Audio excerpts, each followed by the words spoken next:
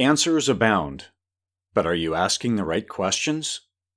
Curated Questions is for those who recognize the beauty of the perfect question.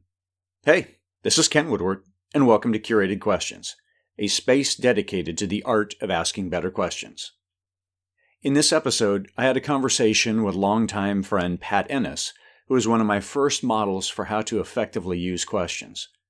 And he doesn't have any problem laughing at me, which makes the show that much better. Pat has worked most of his career in financial services, with a hiatus as an executive director of a nonprofit before co-founding ENNIS Legacy Partners. His company helps business owners plan for exiting their companies.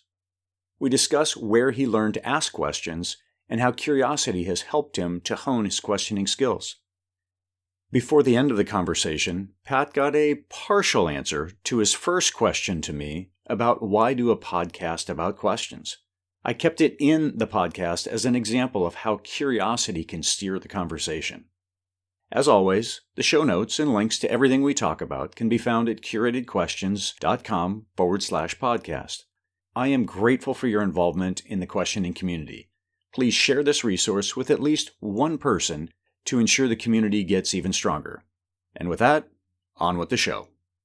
I'm with a dear friend of mine, Pat Ennis, who has been in the financial services industry 30 years-ish, and then also had a stint in a nonprofit as an executive director there. 6 years ago, you started the ENNIS Legacy Partners, which is regarding helping founders or company owners do exit out of their businesses, which we may get a little bit more definition of that for those listening a little bit later on. But my primary reason for reaching out to you, my friend, is that over the course of our lives together, which has been 20-ish plus years, in my opinion, you have always been really good at questions. And you have served myself and my family well in just through small groups, asking questions and being patient with answers. When I consider who would be good people to reach out to that understand questions, you are definitely somebody that I wanted to talk to. So thank you for your willingness to come on to Curated Questions and be a part of this questioning community and inquiry. When did you understand the power of questions? That's a great question. How did you get so interested in questions to begin with? No. We can have that part of the discussion afterwards. No. You can't twist it. This is all about you, baby. Come on. Well, it's interesting to me, and that the podcast that you've started is focused on questions, and I'm curious as to why that is. I guess you'll tell me at some point. Perhaps. Maybe you will. What was your question again? Right. When did you first understand the power of questions? In 1980, I started my financial services career in the insurance business. Metropolitan Life is the company I worked for, and I was connected to a lot of older professionals in the business. I was just a kid. And they very quickly, taught me the importance of great questions and how if you're going to be successful in sales, that's what they were mostly focused on, sales of insurance and serving clients with those kind of solutions, then you're going to have to be great at asking questions because it's all about, finding out what the customer or the client actually, what their problems are, what they need, what kind of help they need so that you can then present your solution or solutions if you have any. And so that's when I was about 20 years old, I guess, when I started in that business. And those experienced elder statesmen, old guys, if you will, kind of like what I am now. You got to grow a gray beard to fully take on the role. But okay, all right, I'll give you that. We're just, they just stress that. You got to know your product or your solution, whatever it is that you're selling, but you have to get to know the client and the customer and what their problems are or needs are, and the way you're going to do that is get real skilled at questions and not just yes and no questions. Now, did they run you through any kind of a boot camp, or did they just throw you out to the wolves and say, go figure it out? Well, that's kind of funny because, when I was in high school, it's a long story. I won't get into it. I decided I wanted to sell life insurance. Can you believe that? Yeah. And it's a big story, but so was that like underneath, your picture in the yearbook? No, wants to sell it. All right. What was it underneath my picture in the yearbook was probably something like most likely not to succeed. My dad and my stepmother's insurance guy came out to the house one night and was going kitchen table, going over, and I sat right down there, and he invited me over to the office in Alexandria for an interview the next day. Well, long story short, they said, okay, because I was 20 years old and I had no responsibilities or anything, and it was a big risk. So they said, look, you study these books and you go sell 5 policies in 60 days and we'll think about hiring you. The answer to your question is they kind of threw me to the walls at the very beginning, but then I did that and they did hire me.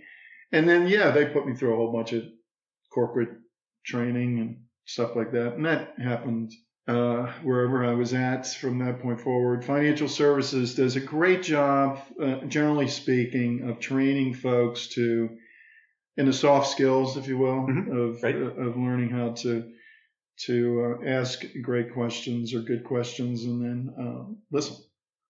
And with the diversity of things that you've done, although it's been primarily financial services, has there been any particular transitions or ways that you've had to go or do questions differently based on whether it's different roles or different companies? Has that looked any different, or have you been able to just be consistent? Yeah, not really. And maybe I should have had some different approaches, but no, pretty much the same approach no matter what I'm doing. And really, you know what the approach is? It's I'm interested. Like I'm interested in why you decided to do this podcast, and I'm just interested in people and their stories, and then interested in knowing what their pain points are, no matter what work I'm doing, and so that if I have a solution or know of a solution or know someone else who has a solution, I can help bring it to bear. And so it's really just I got to keep things simple, because if I'm a simple guy. I got to keep things simple. If I have a big strategy, a lot of times it's just not done consistently, or maybe not at all. So my strategy is I'm just curious about people and their stories, and I like to just ask them questions.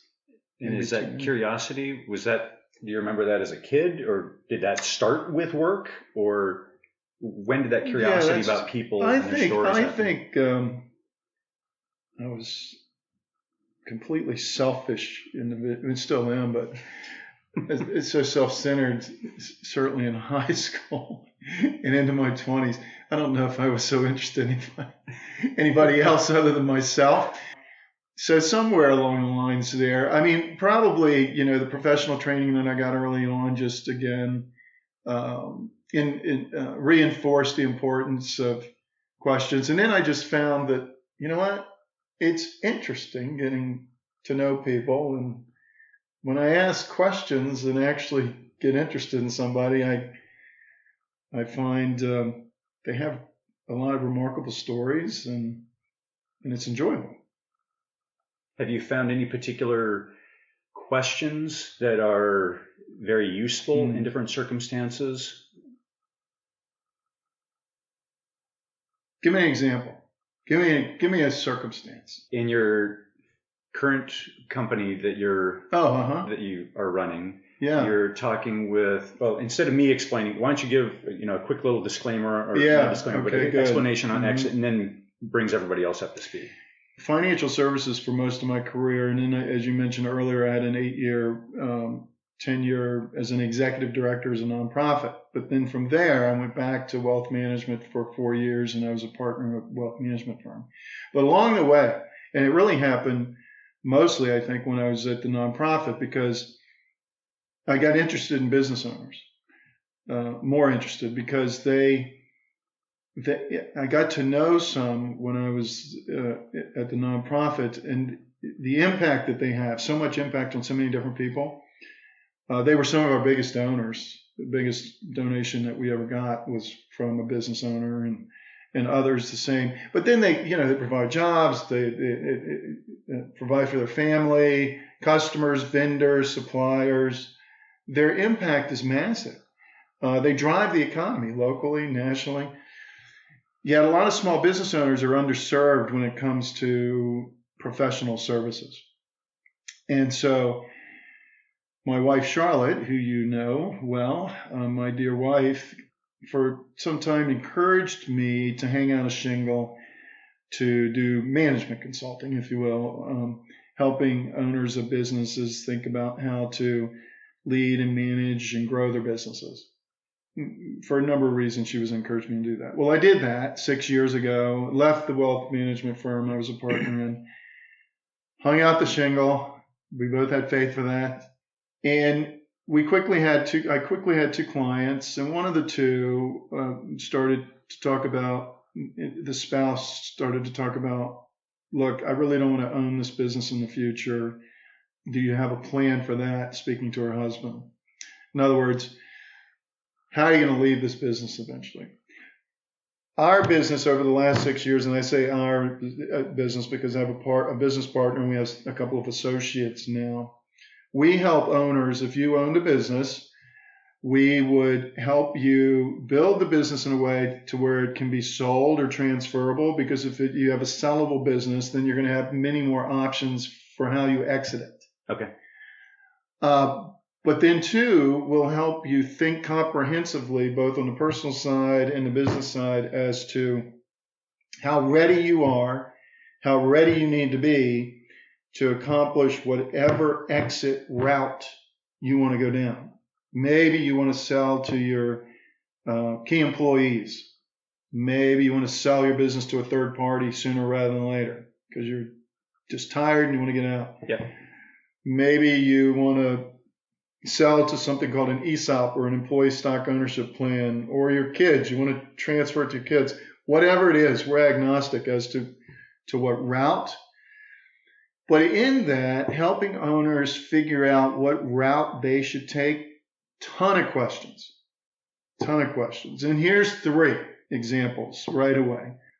Mr. Business Owner, Mr. Woodward, when are you thinking you want to exit or leave your business? Because you're gonna leave. There aren't a whole lot of absolutes, but that's one. You're gonna leave. You're absolutely gonna leave at some point. When you think about that, do you have any thoughts as to when you? And a lot of times, no, they don't have any idea. Just sometime, or you might hear this in about 5 years. But then you ask them again next year in about 5 years. So that's a question. Another question would be, okay, well, you want to leave in 5 years. Do you know how much money you're going to need to do everything you want to do next? Some folks still want a traditional, conventional retirement. Right. Others, not so much anymore. Retirement it's you hear the term refirement. Okay. What am I going to do next? And so, but anyway, how much money are you going to need to do all that? Do you know the answer to that? No, not really. They usually don't. Or it's back of the envelope. And then a third question might be, have you thought about who you're going to want to sell the business to? For example, 4 years ago, we had a conversation with a gentleman who successful business here in Montgomery County, and he said, I want to sell, I want to exit in the next couple of years. And we said, okay. Have you thought about who you want to sell the business to? And he said, well, I guess I'll sell it to a third party. I think that's the only thing I can do. And that's where we kicked into a lot of other questions. Gotcha. Okay, well, why do you think that's the only thing you can do? And if you could do something else, what would that be? And we found out that what he really wanted to do was sell the business to children and a key employee. But he just didn't know how to make that happen. So a whole lot of questions ended up in him doing that, what he really wanted to do this past year. 4 years later, he was able to sell the business to that key employee and one of his children. So that's one of the reasons we love doing what we do, is we have to ask a lot of questions. Every story's unique in some ways. Every business owner, there's similar things across, but a lot of differences, and they have different values, different desires, things they want to do. And so you have to be really skilled at questions in order to help them get clear on what it is they really want to do. Do you think that there's a hack to asking better questions where it's like, okay, this is what, or is it just you got to put in the time and, take your lumps of having to ask 30 questions and go the long way around the barn instead of having 2 or 3 or being able to kind of narrow in on things? You mean for the work we do? Or in general? I would say in general, but also using the work you're doing as an example. What are your thoughts? Well, yeah, just like in any other profession, over time, you continue to get more skilled. The questions and when to ask the questions, how to ask the questions. Are there other questions you need to ask?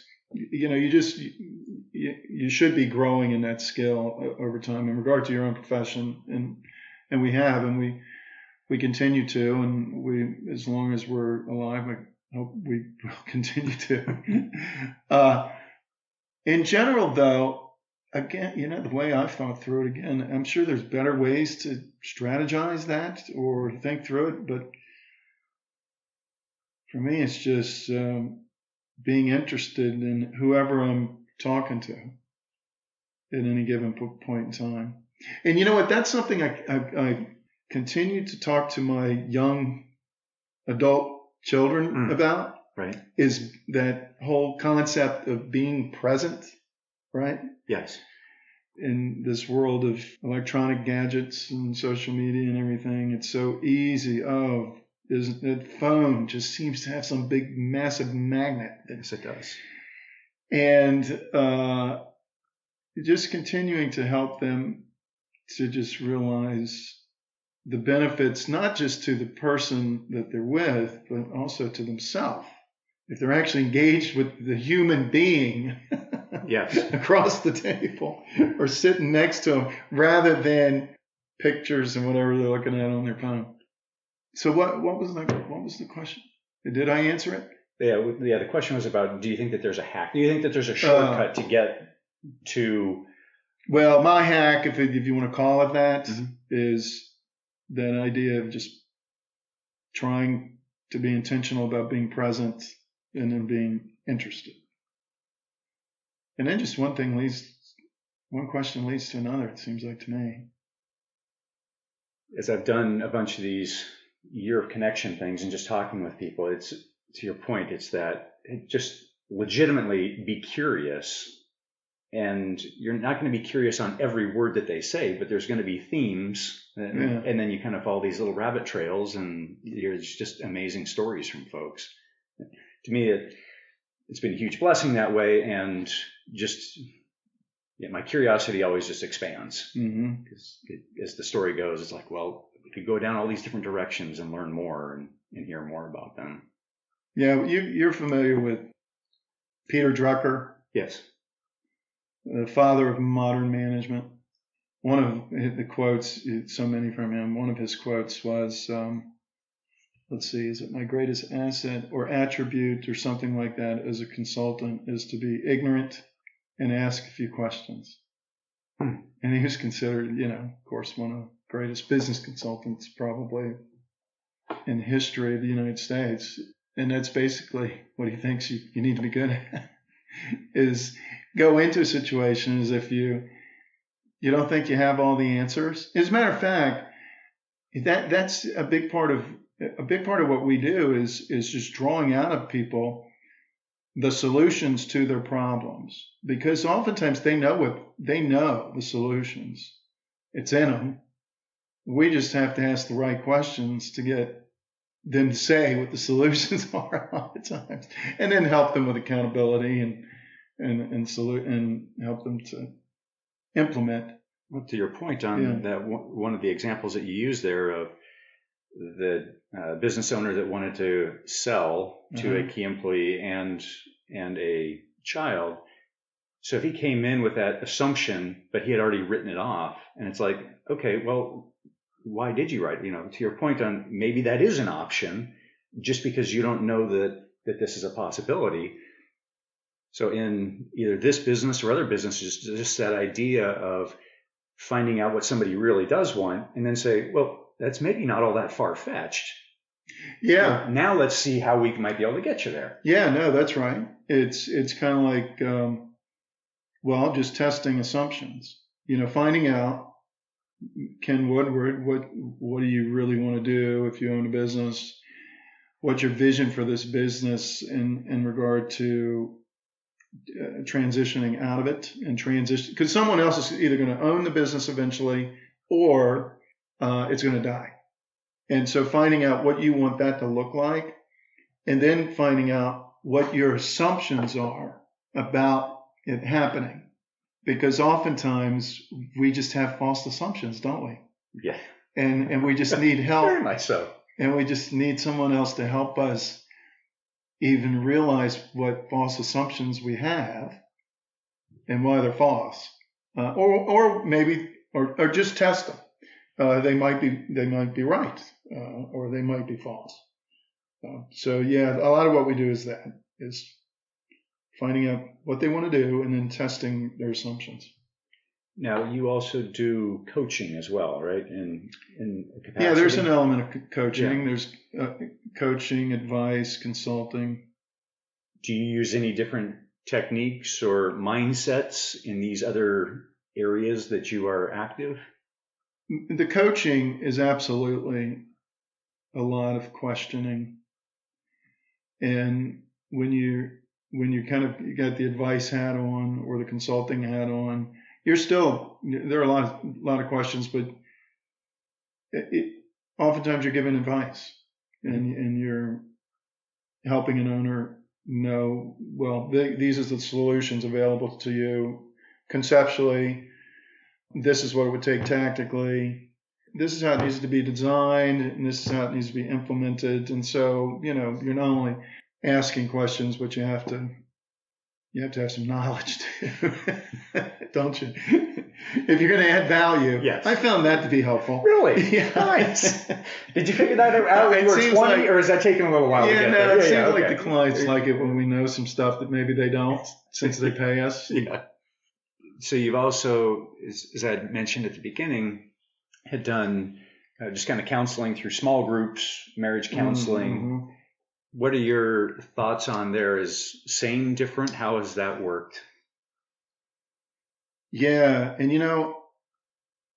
that's serving in the local church, and like you and your wife, myself and Charlotte, we've been committed to a local church here in Gaithersburg for a long time, and committed in a way that looks like service. And our service at times has looked like counseling kind of ministries. Yeah, I learned probably by making a whole lot of different mistakes. It's better listen probably 80 to 90% of the time. Yes.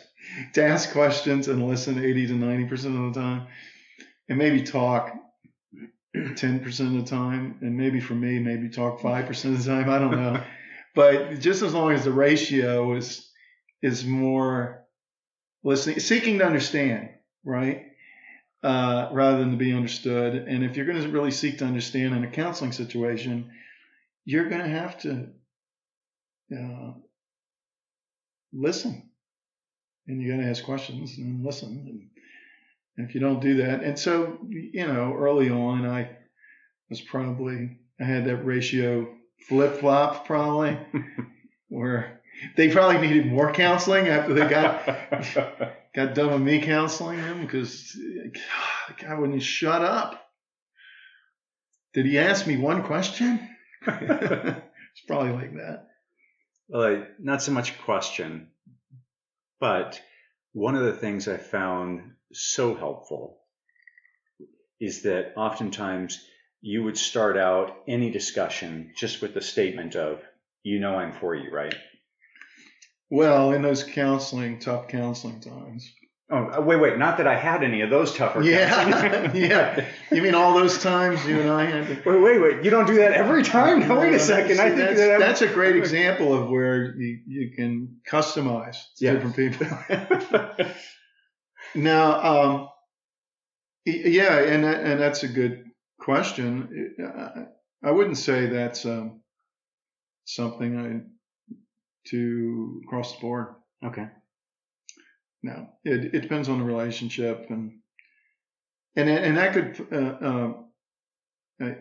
same kind of situations. I was in management at large financial services firm for a number of years, and in management, you're managing people, and at times you're going to have conversations like that where you got to bring some tough love, if you will. Mm-hmm. And boy, it's always helpful if you are able to start those kind of conversations, just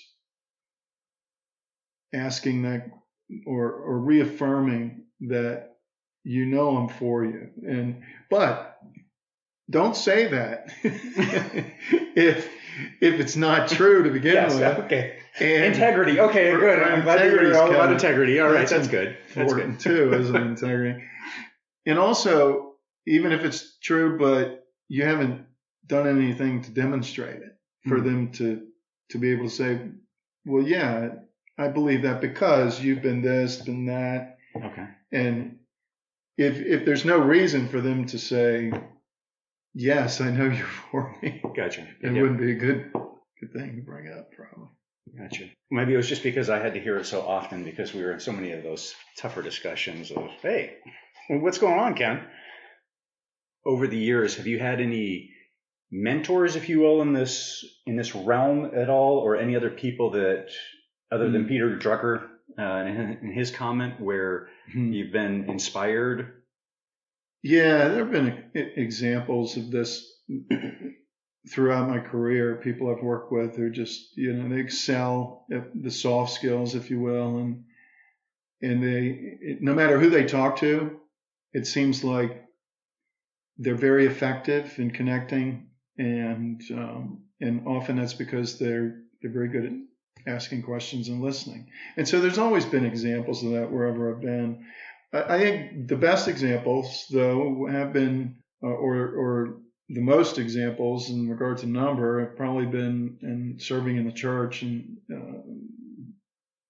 some Bible teachers, like you're familiar with the group up in Pennsylvania, Christian Counseling Educational Foundation, David Pallison and all those. David Pallison in particular, probably, and he unfortunately, or not so much for him, but he passed on this year.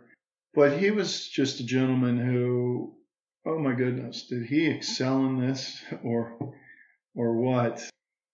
And it was, I think, motivated by a number of things, but a couple of things probably just humility of, I don't want to make any assumptions about you, and I'm ignorant, kind of like Peter Drucker said, and so I just want to seek to understand, and so I'm going to ask you some questions, and I'm going to listen. So to answer your question, yeah, there's always been people I can look to as an example of this kind of thing. I've been blessed that way.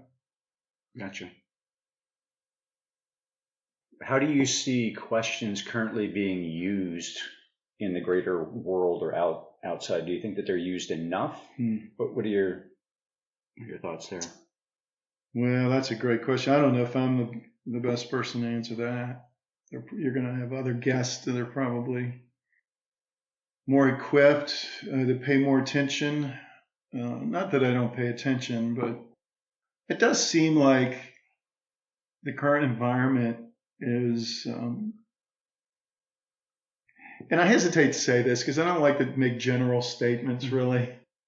It does seem like there's an atmosphere and environment of where we're more kind of yelling at each other than we are. I think there's plenty of data out there to prove that, or to back your position up. Yeah, and I know for the last year or so, you've really been paying attention and drilling down into all that. And so you're the one that's going to be better able to answer that question than me. But from my cursory observations, it seems like, no, we're more poised to attack or to express our own opinion very quickly, and maybe not so with a whole lot of grace or humility, but rather than to seek to understand and not make assumptions.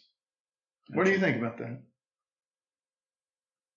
To your earlier question, why am I doing this? This is actually part of the reason, is that outside of particular professions and the like, I don't think that there's enough questioning, or it's loaded questions. Instead, it's let's develop that humility and that willingness to listen to others. And there's so much division and kind of baiting others towards hatred or anything down that path. And I don't like it. And I think one of the solutions is to ask questions and to listen. One of the reasons for this, one of the big visionary macro kind of goals that I have here, is just to foster more questions and listening. So yes, I'm hoping to change this. I'm hoping to be a force for good. Yeah, and I think you have been. I mean, I've been watching you on Facebook and all the people you've been connecting with all over town and everything. And so have you found that when you've connected with those folks, that the folks you've connected with, they all look like friendly people? They're not scared off by me. That much I can tell you, which is impressive, right? Because you're a scary guy. I'm the first to admit that. You're a scary individual. And there's been, there were some questions that I didn't get to take a selfie with. And so for folks listening, this is regarding my Year of Connections thing on Instagram and Facebook, and where I've just been meeting people and having conversations that range from 20 minutes to about 3 hours.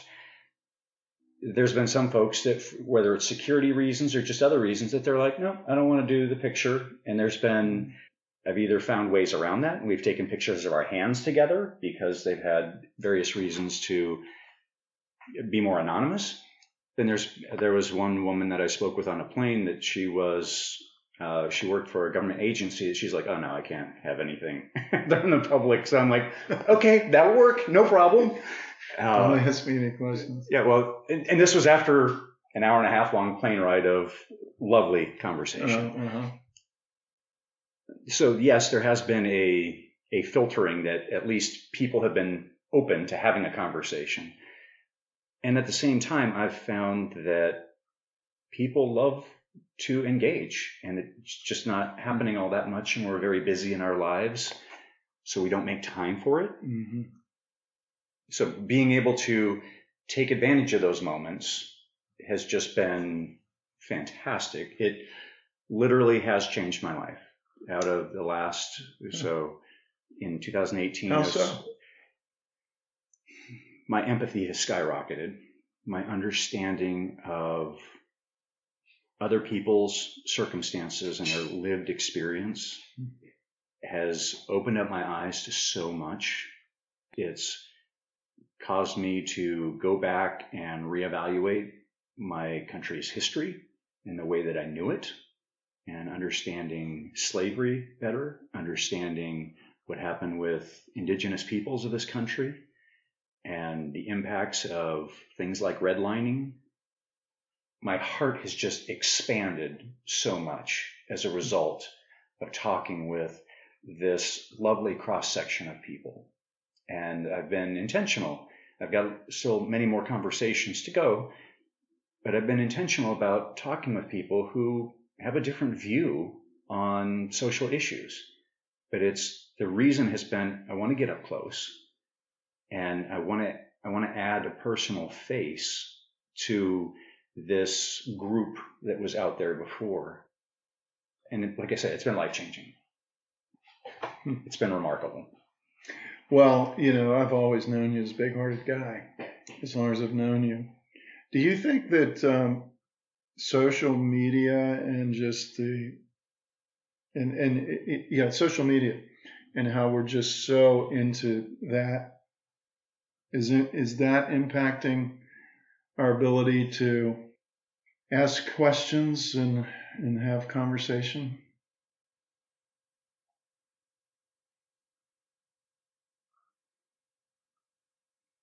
I would say yes, based on how the algorithms work for social media is to cause us to listen to people that are like us. What I have done is I have gone out and found other accounts that are different than, so specifically Instagram. I've gone out and found accounts of other groups and other people and different people that I might disagree with on different topics, and I follow them because now I get to see, let's take specifically the African American culture as an example. I grew up in Prescott, Arizona, northern Arizona, very, very white. And a child of born in 70s, so kind of the 80s. My primary influence of African American culture into my life was the Cosby Show and Cops.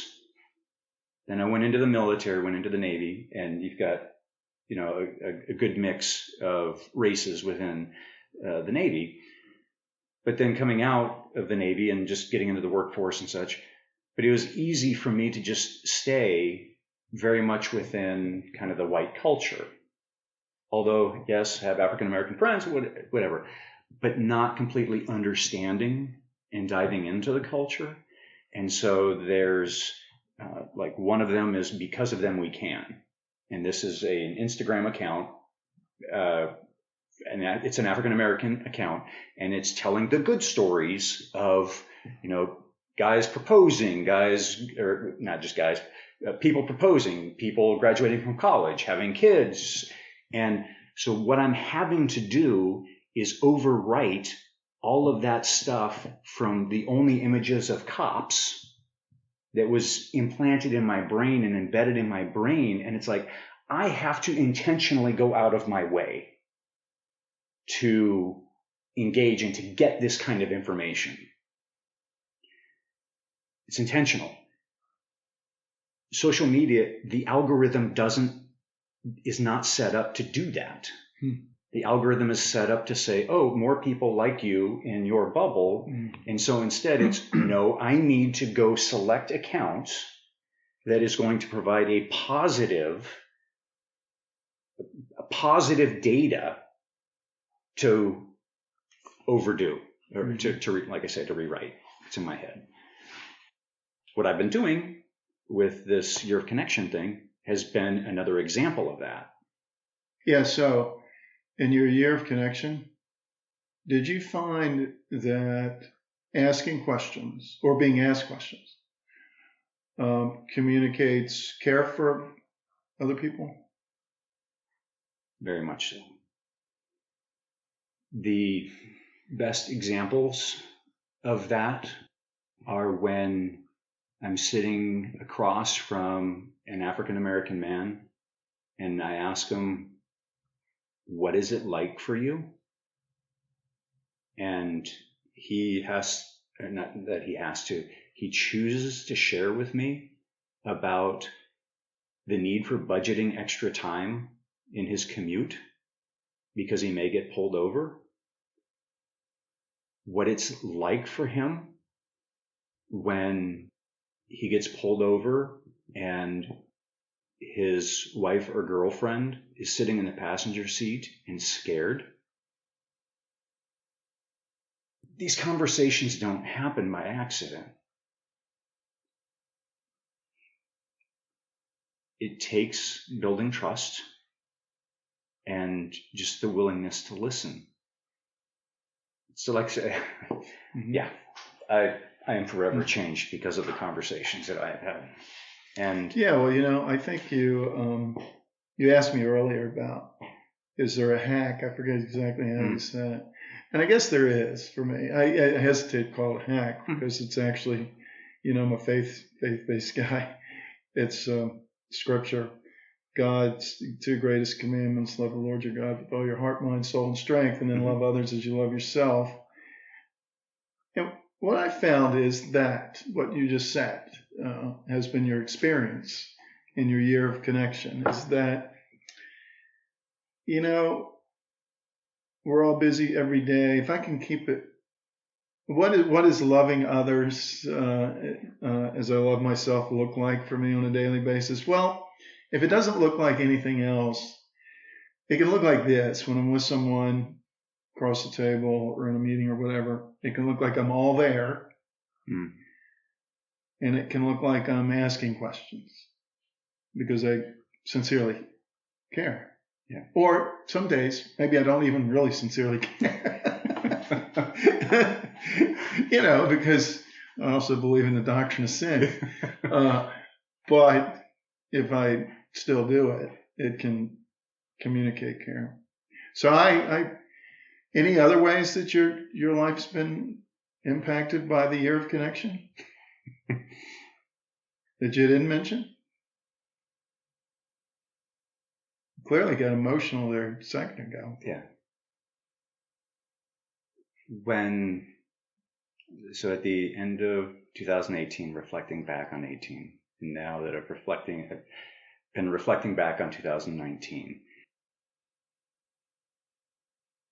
some of the greatest moments of my year are in those pictures and remembering the conversations and the connections. I went for a long time without really just connecting. And it doesn't have to be with, and it's helped me dramatically to go to spend time with strangers, but the intentionality of having these conversations and connecting. The studies continue to roll out regarding, addressing loneliness. It's a big thing, especially for guys. So how do we fight that? Well, one of the things you do is you go have conversations, but that means that you need to make the time for it. Schedule time for it. With my year connection, I have expended resources, time and money. I will drive to go have a conversation with somebody that I've met because, okay, we need to have a conversation. I'll live up here. I'll drive 30 miles into the city on a day off to go have an hour and a half conversation with somebody that we just happened to connect with in line someplace, and we're like, hey, we need to follow up sometime. So because there's been an investment, there's been a huge return. It's been staggering on just this chance to engage with people. I want this much for others. I really, really do. It will cure a lot of ills. A friend of mine, Philippa Hughes, that does these cross-political dinners, she's also found that just this connection point and getting folks together to talk, it doesn't solve it. It's the beginning. But at least when you recognize that the person that you disagree with on 60 or 80% of the topics, there's still some commonality. As Brene Brown, it's hard to hate up close. Yeah. And I'm living it, and I want to share that. So there you go. Yeah, well, I've always known you have a big heart and to be intentional relationally. So, year of connection, as far as I know. How long have I known you? I don't know, 20 years? Yeah, it's been, I guess, 21 years. As far as I know, it's been 20 years of connection for you. You've been an example to me in that. Because if it were up to me, I'd be completely isolated. I'm glad that people come to your basement to do the work with you. That's beautiful. Yeah. Well, that's fantastic. So what are you going to do next? The year connection keeps going. Oh. Yeah. See, it is 20 years plus your connection. Yeah, I will continue to do this because part of the beauty of it is that it's a forcing function. because if I'm aware that I need to be doing this when times get busy, then I scroll through some feed, I'm like, wait a second. It's been 2 weeks since I posted. That's not good because I'm missing out. So I got to go fix that. So that means that when I'm in the market, I was getting pizza the other day, and the guy behind me, he was like, struck up a conversation about pizza and he was taking out, and I thought that he was actually going to stay. And I'm like, great, I can do your connection thing right here. We can eat pizza together. And he was like, oh no, I actually got to get an extra for the kids that are out in the car. And I was like, all right, cool. And he's like, you got your card? So yeah, I gave him a card. We're on LinkedIn and we're going to meet up now. So that's an example of, I had no idea, but he's already just in the brief 2 minutes waiting in line for a pizza. We're going to follow up and we'll do a year. That's why I've known you to live your life ever since I've known you, bro. Really, those kind of things. So if someone's listening and they want to start a year of connection, maybe they're not real skilled at asking questions yet. Do you have like 3 go-to questions that you could suggest to someone who wants to start their own year of connection? I struggle answering this primarily because you're asking me these questions on my podcast and I'm supposed to be asking you. So I need to work through the mental gymnastics of this. So you're almost cheating. You're cheating. Podcast is all about questions, right? Okay. So go ahead. You can answer now. Oh, thanks, man. There's got to be some commonality. So that the guy that I was in line that was behind me in getting pizza, I just asked him about if he regularly comes here to get pizza and if he likes a particular brand. Obviously, he likes the brand enough to be there, but asked him that question, and then I just kept asking questions and talking to him about, oh, well, that's cool. What kind of toppings do you like? And then it riffed from there. And so we started. So there's not one go-to first question. Like, let's say 7 out of 10 times you might ask, or 5 out of 10 times, or all right, well, whatever, to start up a conversation. Because starting up conversations is not easy for everybody. My lovely wife, and she won't mind me saying this here publicly because she says it publicly all the time. She used to have a really hard time with this, and a lady from church, long time ago, Terry Fortier, who you know, used to coach Charlotte up before parties because Charlotte didn't want to go to parties because she didn't know it. And Terry said, okay, here are the 3 questions you're going to ask people tonight. And you can't leave until you've asked 3 people these 3 questions. Nice. Well done, Terry. It was something like that, right? So, I mean, is there anything like that for those folks out there listening who, for whatever reason, starting a conversation just doesn't come real easy to them? Favorite question that I heard from Cal Fussman on this topic was, why is your best friend your best friend? So that's easy in a social setting, and you're standing next to somebody and everybody there is uncomfortable, and okay, great. That one I love because folks literally can answer that however, but it at least is a starting point to get things going. For the others, I try to play on whatever we happen to be in the same place at the same time for a particular reason. With Andrea, who I met at the Elijah Cummings funeral, I asked her how she knew Elijah Cummings. And so using that as an example. So I'm going to pull up the feed here real quick so I can see some other faces. Tish, I sat down next to at the Thanksgiving meal and asked her what her connection was to everybody else that was in the place. Another young lady, let me get her name right, Rebecca. she was standing in the lobby to go home, and she was talking with someone because there was an event going on upstairs, and she was talking to her. I walked by and said, "The event's going to be great. Look forward to seeing you upstairs." And I didn't do the sales job, but it was, she ended up being upstairs. We signed in next to each other, and I said, "Hey, why don't you join us over at this table over here?" With a table of a bunch of people I didn't know.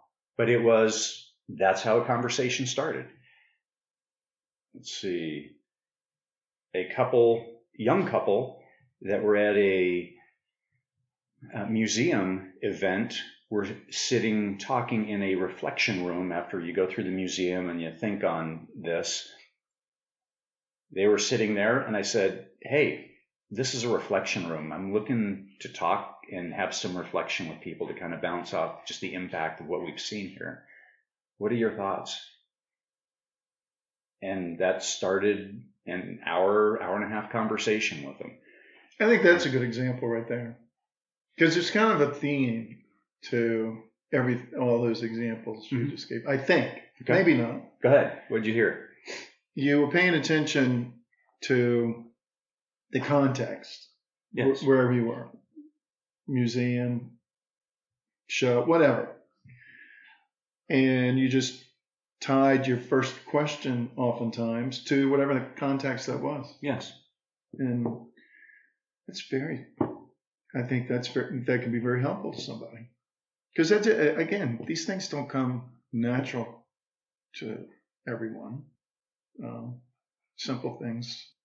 I mean, it's a simple solution, but so I think folks can be very helped with that kind of advice, coaching. Something else. Go ahead.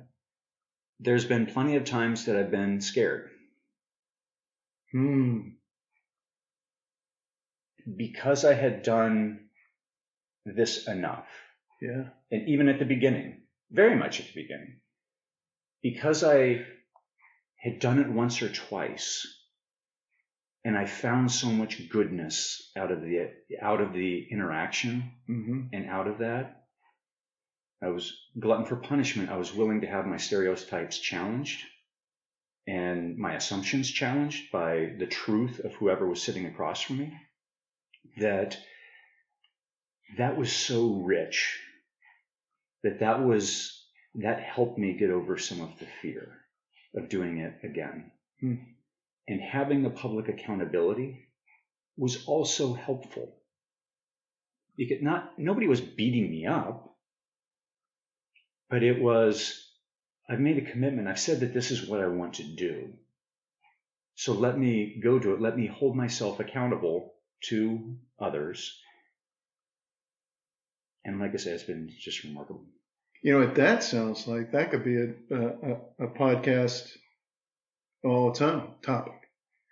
Questions, being fearful and asking questions, and why, reasons for that. And that could probably be a very interesting other episode. Gotcha. What do you think? Good idea. I'll bring you back as a host then. What are you doing to me? You're killing me here, Smalls. Come on. Turn the tables on me. All right. You like cigars? I do. Do you? Yeah. Okay. Well, because we got to be wrapping up, because I got a couple guys coming over here for cigars in a few minutes. You're more than welcome to stay around. This is going to be, so we're either going to tempt or turn off folks on the podcast at this point. But with that said, with the idea of transitioning to cigars, but I'm good for that. So Pat, thank you. Yeah. Thank you for being a part. First off, thank you for being a friend. Thank you for your willingness to laugh at me. I appreciate that. It's always been easy. Yes. I give you plenty of material. Thank you for your impact in my and my wife's life and my family's life. Thank you also for just caring for folks the way that you do. As for business-wise, how do folks get in touch with you, want to learn more about the work that you do? Just if you can run through that stuff anyway. Fantastic.